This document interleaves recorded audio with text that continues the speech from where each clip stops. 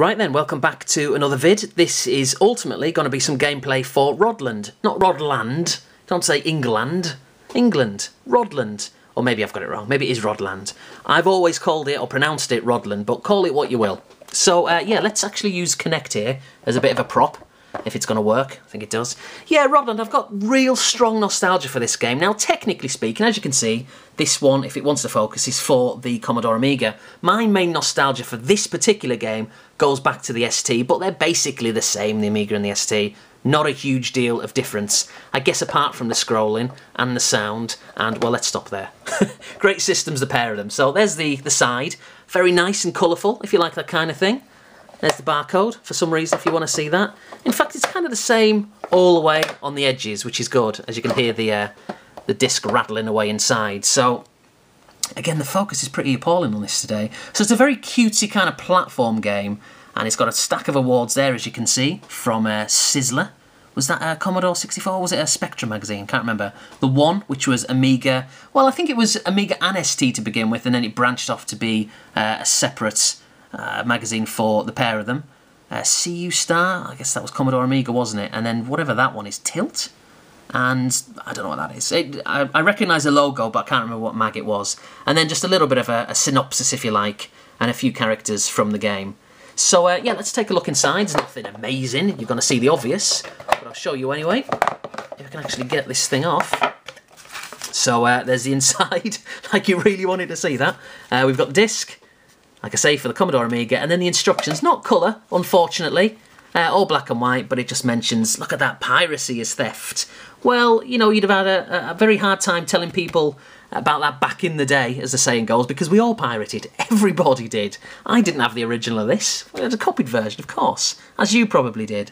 So there we go, Commodore Amiga, ST, Commodore 64, and Spectrum. No mention of the Amstrad.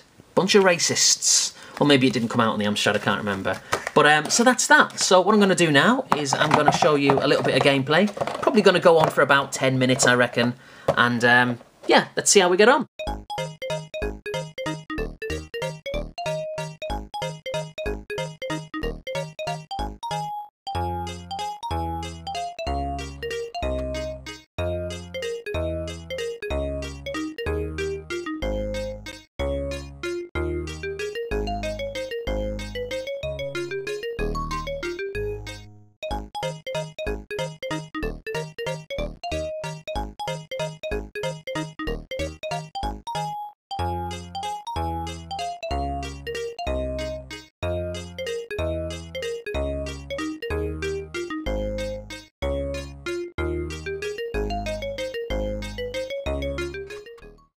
Okay, so as you'll see any second now, it's a very kind of cutesy platform game, very bright, very colourful. In fact, just to correct myself, what I said in the intro, just going back 30 seconds or whatever it was, I said that they didn't mention in the instruction manual that they had an Amstrad version. An Amstrad version did come out. I just googled it. Wikipedia. It's never wrong, right? It's always right.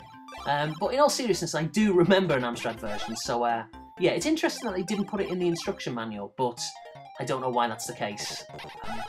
Who knows? So anyway, yeah, very bright, very colourful. It's got these little power-ups you can collect, basically, such as the rocket, which you would have seen a second ago. There's the bomb. There's various other things, which I'm sure we'll see as the level progresses. Now, you're basically given the option. There's no jump in this game, by the way. You can't jump, which may sound as if the game is limited, but it isn't, because you're given, like, a ladder. You can use that ladder to go up, to go down. You can only use one at a time, but it comes in really, really handy. You can basically prevent the enemy from climbing up it, and you can be very tactical with it.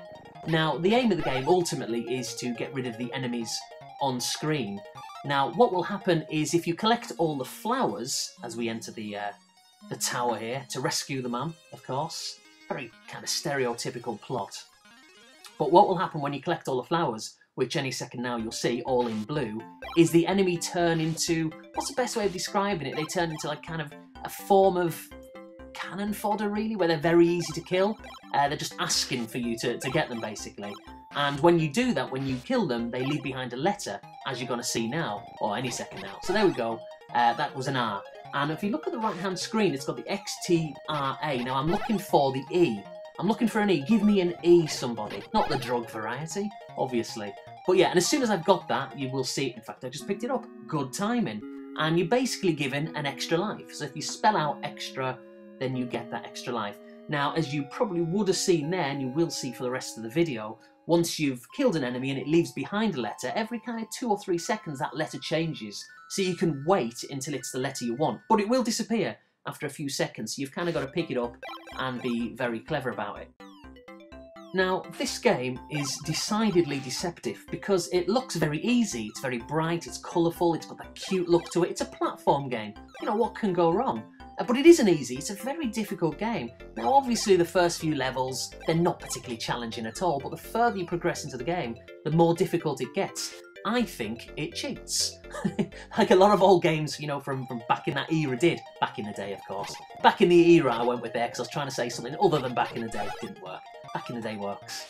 But yeah, and also one of the annoying things that I found with this game is, and this happened a lot, you know, with 8 and 16-bit games in general, but sometimes you'll see an enemy kind of essentially trapped in the corner and there's no way out of it, and well, other than to voluntarily lose a life and start the level again, you know, because there's no real way of coaxing them out. I don't think you see it in this particular gameplay, but it's happened a lot on this game playing Rodland. And it's frustrating to say the least. Now, whether it was a deliberate ploy by the programmers to make it, you know, as difficult as possible, or whether it was just a glitch, you know, who knows, but it's something which is very prevalent in 8 and 16-bit games.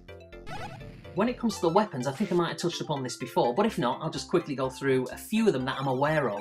There's the bouncing bombs, there's a missile, which I just used a second ago, strategically used it as well, just waited for the enemy to appear.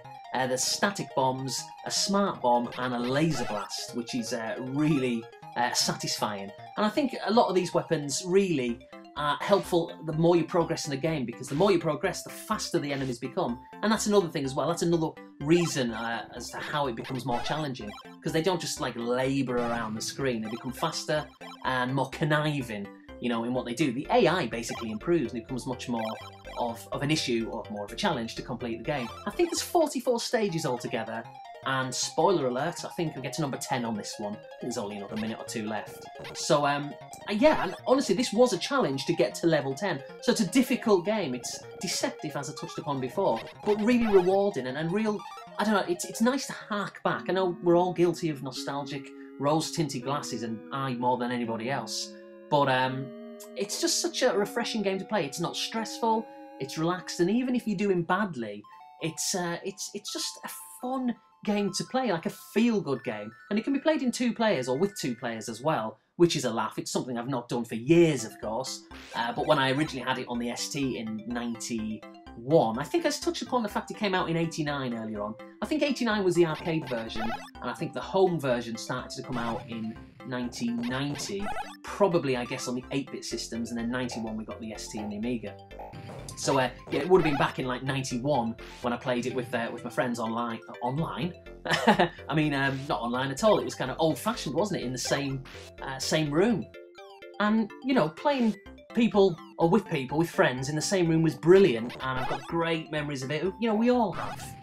You know, but playing online is great as well. This isn't an online or, you know, modern gameplay video I'm doing, clearly, but I do like modern gaming. I do like the fact that you can play people, just the technology behind it, play people online, and particularly, as I've touched upon before, with me, I don't live in the UK these days, so to play with some of my friends in the same room is a little bit tricky. To take a game online and hear them and see them, you know, with like Skype on the Xbox One, it's just brilliant. It's great. Technology is fantastic. But despite all that, despite modern gaming being good, and I'm a fan of it and all the rest of it, you can't beat the 16-bit era for me. It's naivety in regards to the games. You know, they're very primitive because it's early technology, but they're so challenging but yet rewarding as well. They're not really that stressful. And even when you do kind of balls a level up, it doesn't make you angry. It's not really super uber competitive. It's just quite relaxing and a good way to chill out, I think. Yeah, now this is interesting because earlier on I touched upon the fact that sometimes an enemy will get trapped in the corner and you can't do anything about it other than to walk into him and essentially lose a life through nothing but choice. But what you can do is just leave them for ages. They will turn into like a gust of wind or whatever that was, and they will disappear. So you can essentially get out of it, although there's a lot of waiting around. just essentially waiting for them to disappear. But what it means is that I won't be able to pick up the flowers, which will give me bonus points and ultimately an extra letter to maybe get that extra life. So there are ways around it, but it is still frustrating if you can't coax someone out.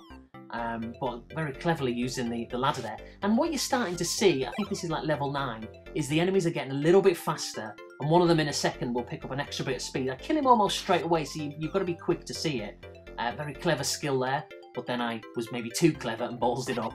But yeah, the enemies get faster, and you've got to be more strategic, as I am now with the bomb. Now watch the guy on the left.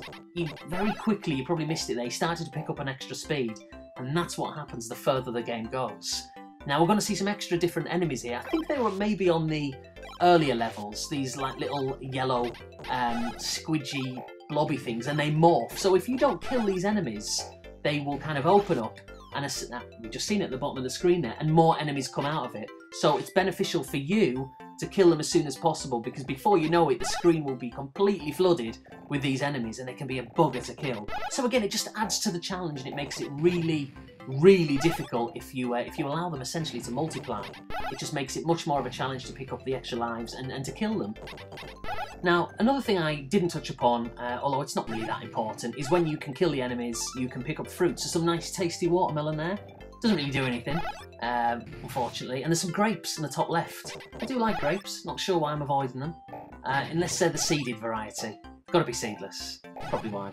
But the fruit doesn't really do anything. In fact, there's some cherries there. I think it just gives you extra points, essentially. And look at that. I mean, how fast will them 2 gusts of wind go in there? How on earth could I escape that? And it was a last life for that particular game, so game over. Only got to stage 10, which is not great, because if you look at the top of the leaderboard, scene 33 is what? Jizam? Strange name. Maybe Jizam. Not really sure. But speaking of pronunciations, Rodland, not Rodland, is a great game, and I thoroughly recommend you buying it, particularly, obviously, if you like your Amiga and ST games, but available on other 8-bit systems as well. Anyway, thanks for watching, and I'll see you again shortly.